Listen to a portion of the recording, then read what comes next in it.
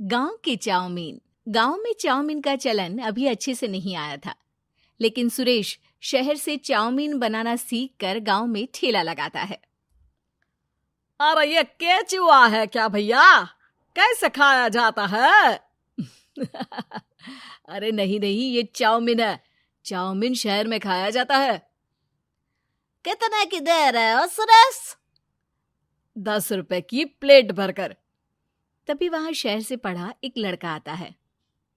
जरा एक plate chowmein तो देना। सुरेश उसे चाउमीन देता है।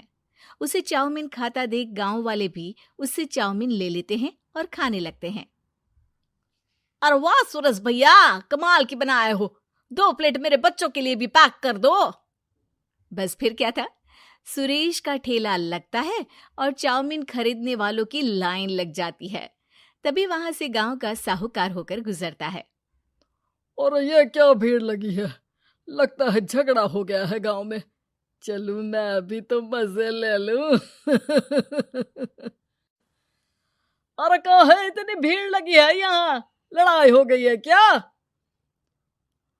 अरे साहूकार साहब, ना ना ना, कोई लड़ाई ना हुई है।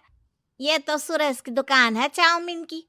हम लोग चाउमीन खाने आए हैं, आप भी खाइए ना। साहूकार चाउमीन खाता है और सुरेश की तरफ देखता है, जो सारे दिन के पैसे गिन रहा होता है। अरे सुरेश, क्या लागत है इस काम की? अरे साहूकार जी, आप अब आए हैं तो ये पूरे 10,000 रुपए ले जाइए, जो पिछले साल शहर जाने से पहले आपसे लिए थे ना। लागत तो क्या कहे, जो आपने दिया था उसी में सीखा भी है और दुकान भी खोल ली। अरे पैसे इतने जल्दी क्या जरूरत थी? कैसे जरूरत नहीं थी साहूकार जी, इतना मोटा ब्याज कहाँ से भरते। साहूकार को अब सुरेश की दुकान को हड़पने की लालच आ जाती है। नाना करते ये सारे दिन में 500 रुपए कमा ही लेता है। अरे गांव में ये ऐसे ही कमाता रहा तो कहीं ब्याज का काम ना शुरू कर दे। अरे भैया, कोई ना कोई जुगाड़ तो करना पड़ेगा। अब साहूकार घर आ जाता है और अपनी बीवी को सारी बात बताता है। हाँ जी, ये तो मैंने भी सुना है कि सुरेश के हाथ की चाउमीन नहीं खाई तो कुछ नहीं खाया। अरे हाँ हाँ, सही ही कहते हैं। मैं अभी खा कर ही आ रहा हूँ। अरे भाग्यवान है, कितना अच्छा हो ना अगर वो पैसा हम लोगों को मिल जाए। क्यों? हैं? हाँ, वो तो है, लेकिन कैसे? हम लोगों को तो चाउमीन बनाना आता ही नहीं है। साहूकार और उसकी बीवी अब रोज चुपके से सुरेश के घर जाते हैं और खिड़की से उसे चाउमीन बनाते देखते। अब क्या था, दोनों को चाउमीन बनाना आ जाता है। फिर एक रोज, और सुरेंद्र, तुझे साहूकारनी ने बुलाया था। बोल रही थी कि बेटे के जन्मदिन में 10 किलो चाउमीन का ऑर्डर देना है। बना दोगे ना? अरे हाँ हाँ साहूकार जी, मैं जरूर बना दूंगा। कब देना है घर में 10 किलो चाउमीन? अरे वो तो तू घर आकर बता कर लेना, मैं नहीं बता पाऊंगा। ठीक है, शाम को काम निपटा कर आ जाता हूँ। सुरेश साहूकार के घर जाता है, लेकिन वहां मियाँ बीवी मिलकर उसे बंधक बना लेते हैं। अरे मुझे क्यों बांध रखा है? मुझे छोड़ दो। आज से तेरा ठेला मैं लगाऊंगा और बहुत सारे पैसे कमाऊंगा। साहूकार एक आदमी को सुरेश की निगरानी में लगा देता है और वहां से चला जाता है। अगले दिन, अरे साहूकार जी, आप कब से चाउमीन बेचने लगे और अपना ये सुरेश कहाँ गया? अरे वो तो शहर गया है, उसका कोई काम निकल आया था। बोल रहा था कि जब तक वो ना आए तब तक मैं ही उसके ठेले का काम कर दूं। पैसे भी तो बहुत उधार ले रखे थे उसने। लगता है कर्जा भरने के डर से भाग गया है। अरे पर वो तो बोल रहा था कि उसने सारा कर्जा उतार दिया है, और वो क्यों भागेगा? इतना तो कमा रहा था। अरे मुझे क्या पता। अरे चाउमीन खाना है तो बोलो, नहीं तो भागो यहाँ से। अरे हाँ हाँ, दे दो दे दो। अब तो चाउमीन खाना पूरे गांव के लोगों के लिए आदत ही बन गया है। ना खाओ तो नींद ना आए। हाँ हाँ, तो लो और निकालो 50 रुपए। 50 रुपए क्यों? सुरेंद्र तो 10 रुपया में देता था। अरे वो पागल था, मैं थोड़ी ना हूँ। गांव वाले, जिनको चाउमीन की लत लग गई थी, वो करते भी क्या? दे दो और ये लो 50 रुपए। लेकिन फिर साहूकार उन लोगों को प्लेट में थोड़ी सी चाउमीन रख देता है। अरे ये क्या, पैसे 5 गुना ज्यादा और चाउमीन बस इतनी सी। अरे साहूकार साहब, भगवान से तो डरो।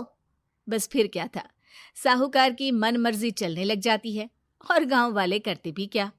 एक रोज मुझे तो लगता है कि सुरेश को साहूकार ने मार डाला होगा, क्योंकि उसका काम इतना अच्छा चल रहा था, फिर वो क्यों जाता, और वो भी साहूकार के हवाले दुकान करके। ना बाबा ना। अगले रोज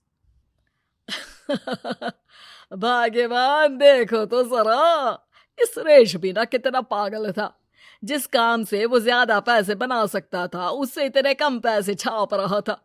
50 रुपए प्लेट में भी गांव वाले खूब खा रहे हैं चाउमीन। हाँ जी, और जितने में वो लोगों को 10 प्लेट खिलाता था।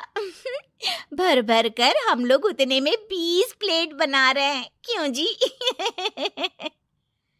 वहीं सुरेश रोज भगवान से मांगता कि बस एक बार वो किसी तरह वहां से निकलने में कामयाब हो जाए, लेकिन उसकी हर कोशिश नाकामयाब होती।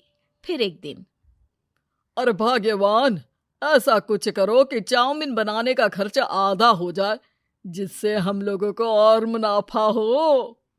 ना जी, मुझे तो कोई तरकीब ना सूझ रही। अरे सुनो, एक काम करते हैं, चाउमीन बनाने में जो सब्जी लगती है वो मंडी में लेने तुम देर रात चली जाना। तब तक वो सारी सड़ी गली सब्जी जो दुकानदार वहीं फेंक जाते हैं, वो उठा कर ले आना फ्री में।